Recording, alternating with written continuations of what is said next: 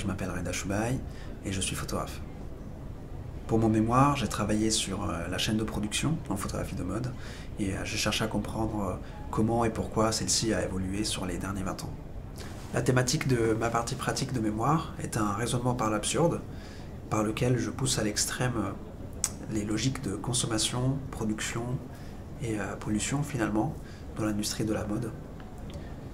Et les images que je crée transportent le spectateur dans un univers post-apocalyptique, celui de 2050, un univers dans lequel j'ai poussé aux extrêmes la cupidité des entreprises et des marques de mode qui déversent des quantités sans cesse grandissantes de vêtements sur le monde, et finalement l'ego, le nôtre, celui qui nous incite à défiler face même, disons, à la réalité qu'est la nôtre, une réalité qui va droit vers le mur.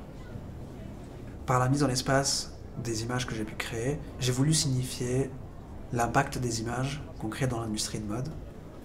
Rares sont les fois où on associe le déchet vestimentaire et l'image qui est derrière sa production et sa mise en vente. J'ai choisi d'utiliser l'intelligence artificielle générative pour créer les images de mon projet parce que c'était à mon sens l'outil le plus cohérent avec ce que j'ai observé à travers mes recherches. On a d'un côté une industrie de la mode qui crée de plus en plus, de l'autre côté on a finalement un outil d'intelligence artificielle générative qui permet la même chose mais avec des images.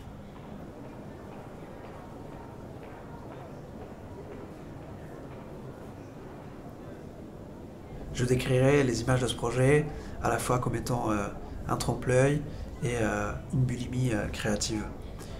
Une bulimie qui aboutit donc au vomissement de toutes ces centaines d'images que j'ai pu produire et que j'ai présentées donc dans la forme qu'est la leur, c'est-à-dire l'ensemble. Et c'est dans cet ensemble qu'elles deviennent un trompe-l'œil, qu'elles nous finalement piègent et nous cachent leurs défauts et leur nature et la marque, la trace de l'outil qui les a générées. Ce n'est qu'en prenant le temps finalement de s'intéresser à chacune d'entre elles de manière attentionnée qu'on comprend l'entourloupe et la tromperie.